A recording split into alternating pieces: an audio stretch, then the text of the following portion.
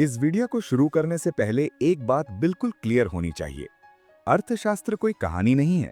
ये एक सिस्टम है जो राज्य को या तो मजबूत बनाता है या उसे धीरे धीरे खत्म कर देता है। पार्ट 1A में हमने क्या सीखा? पार्ट 1A में हमने अर्थशास्त्र के 3 फाउंडेशन पिलर्स समझे। सेक्शन 1, राजा। राजा भगवान नहीं होता, वो एक ऑपरेटर होता है जो सिस्टम चलाता है, इमोशंस नहीं। सेक्शन 2, व्यवस्था और कंट्रोल। राज्य इमोशंस से नहीं, डिसिप्लिन और कंट्रोल से चलता है। सेक्शन 3, पावर का बेस। जहां रिसोर्सेज होते हैं वहीं पावर टिकती है। ये सिर्फ फाउंडेशन थी। अब हम राज्य के सबसे कठोर हथियार पर आ रहे हैं। पार्ट 1B में हम क्या कवर करने वाले हैं? इस पार्ट में हम अर्थशास्त्र के 2 सबसे रूथलेस और प्रैक्टिकल सेक्शंस को समझेंगे। सेक्शन 4, दंडा। लॉ, आर्मी और फियर का साइंस। लॉ का असली पर्पस क्या है? आर्मी सिर्फ युद्ध के लिए क्यों नहीं होती? फियर कैसे राज्य को स्टेबल रखता है? सेक्शन 5, कोषा। पैसा और इकोनॉमिक पावर। पैसा पावर का रियल सोर्स क्यों है? ट्रेजरी वीक हो तो राज्य क्यों गिरता है? वेल्थ और कंट्रोल का डायरेक्ट रिलेशन क्या है? यहीं से अर्थशास्त्र ज्ञान नहीं, एक वार्निंग बन जाता है। चाणक्य के लिए राज्य का सबसे पहला हथियार तलवार नहीं, राज्य का सबसे पहला हथियार होता है दंडा। पार्ट 1B, सेक्शन 4, दंडा। लॉ, आर्मी और फियर का साइंस।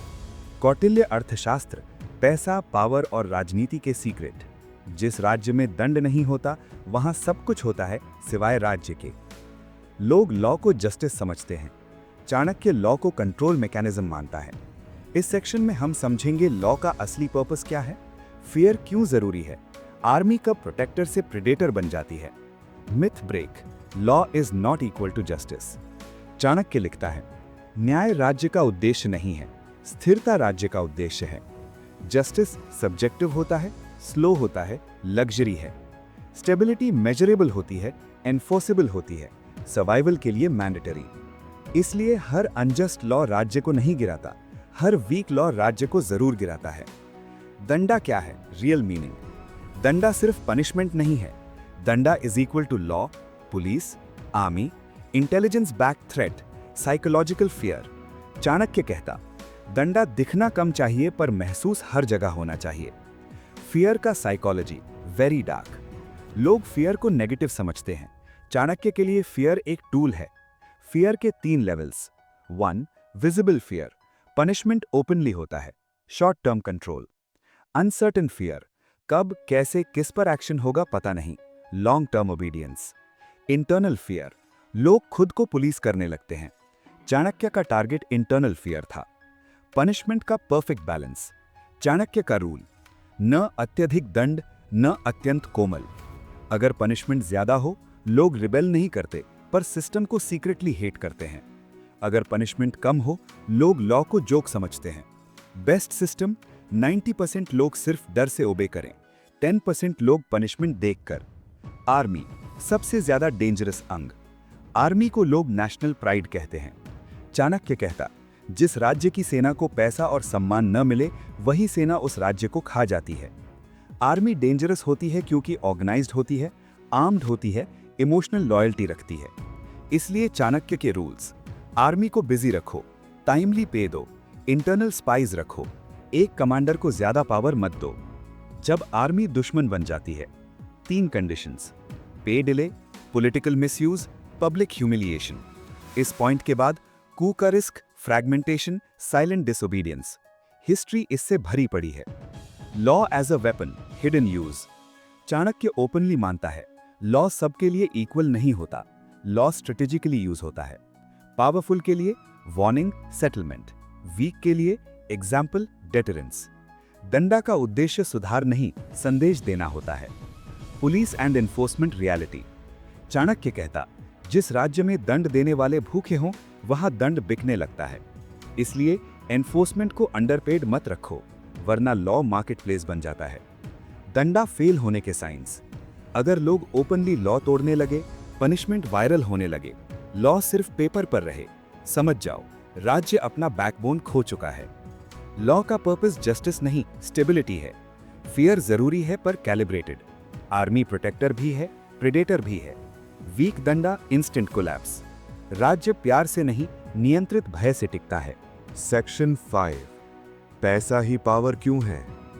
कौटिल्य अर्थशास्त्र, पैसा, पावर और राजनीति के सीक्रेट।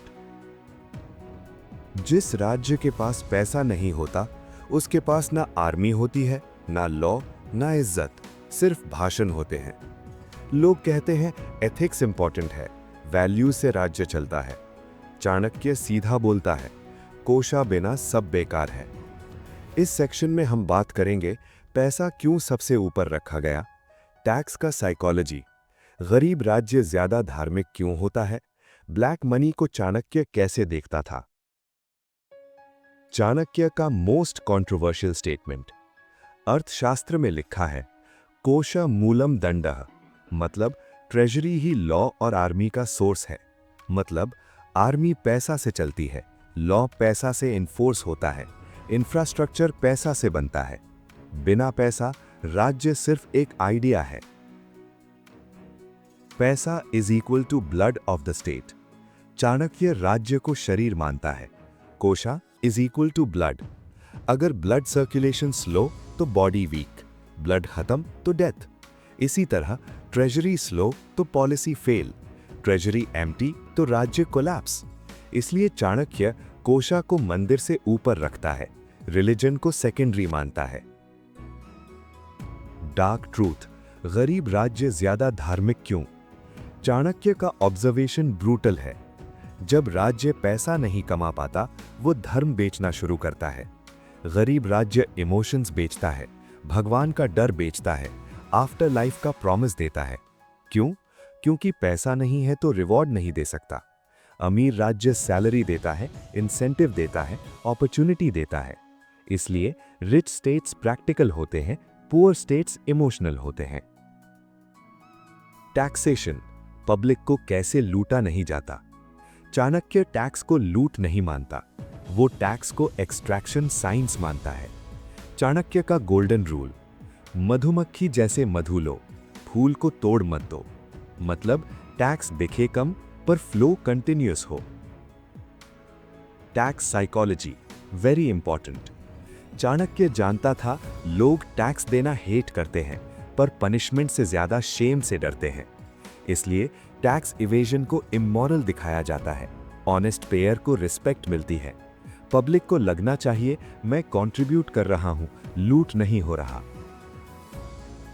लीकेज, राज्य का साइलेंट किलर। चाणक्य के लिए करप्शन से ज्यादा डेंजरस है लीकेज। करप्शन विजिबल होता है, कंट्रोल किया जा सकता है। लीकेज साइलेंट होता है, हर जगह होता है। इसलिए ऑफिशियल्स का lifestyle audit, surprise inspections, rotation of posts. Chanakya का रूल है, जिस राज्य का पैसा बह जाए वो राज्य बह जाता है। ब्लैक मनी, चाणक्य क्या कहता है? यह सबसे मिसअंडरस्टूड पार्ट है। चाणक्य कहता ब्लैक मनी पाप नहीं, ब्लैक मनी कंट्रोल प्रॉब्लम है। अगर ब्लैक मनी सिस्टम के अंदर सर्कुलेट हो, इमरजेंसी में काम आए तो राज्य उसे टॉलरेट करता है। पर अगर ब्लैक मनी पैरेलल पावर बन जाए, स्टेट से ज्यादा स्ट्रांग हो जाए तो एलिमिनेशन जरूरी है। चाणक्य का लॉजिक है, स्टेट से बड़ा कोई भी ट्रेजरी नहीं होनी चाहिए। पैसा और मोरालिटी का रिलेशन, चाणक्य बिल्कुल क्लियर है।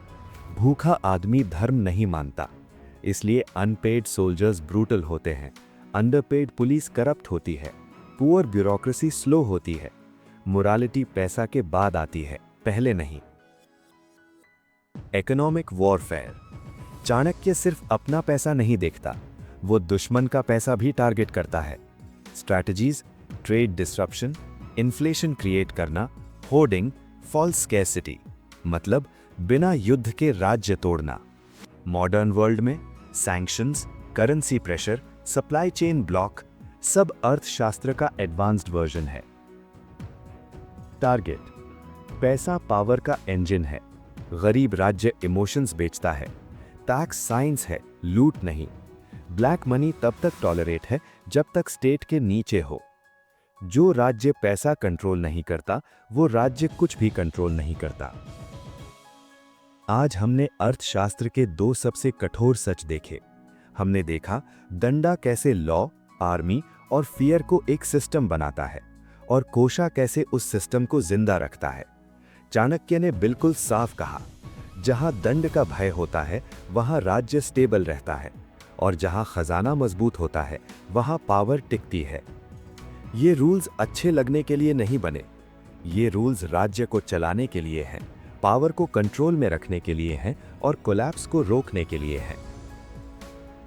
अगर आपको लगता है कि ये सिर्फ हिस्ट्री नहीं, आज के सिस्टम की रियलिटी है, तो वीडियो को लाइक करो, चैनल को सब्सक्राइब करो और कमेंट में लिखो पार्ट 1C। अगला पार्ट इंटेलिजेंस, स्पाइज और गुप्त युद्ध पर होगा, जहां राज्य बिना शोर के लड़ता है।